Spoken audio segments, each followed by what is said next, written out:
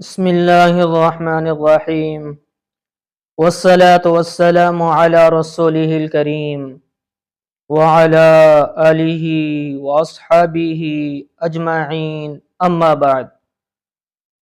معزز سامعین کرام، آج ہم آپ سے بات کریں گے خواب کے اندر پاخانہ اور لید دیکھنے کے حوالے سے۔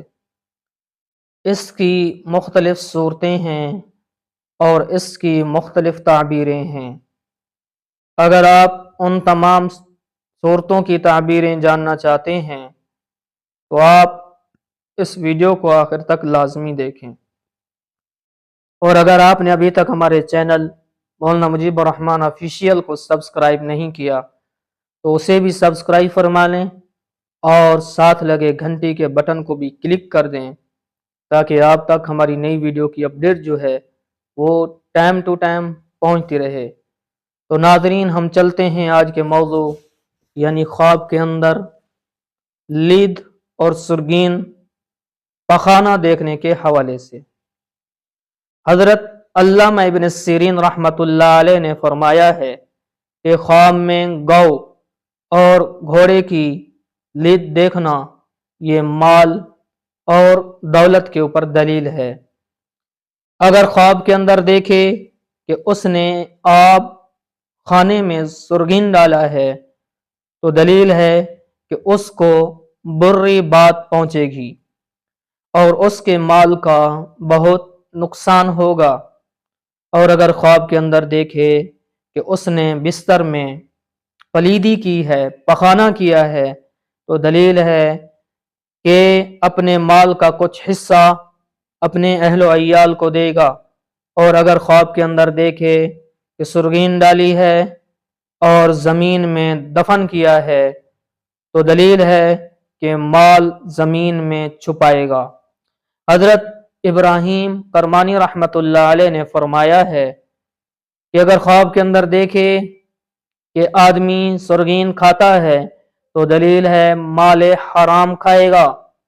ہاں، پخانہ کھاتا ہے تو مال حرام کھائے گا۔ اور اگر دیکھے کہ نامعلوم جگہ پر پخانہ اپنا ڈالا ہے تو دلیل ہے کہ اپنا مال کسی جگہ خرچ کرے گا۔ حضرت دانیال علیہ السلام نے فرمایا ہے کہ آدمی کا پخانہ مال حرام کے اوپر دلیل ہے، اور جو پاؤں کی لید مال حلال ہے، اور درندوں کی یہ لید جو ہے وہ مال ہے جو ظلم سے حاصل ہوگا۔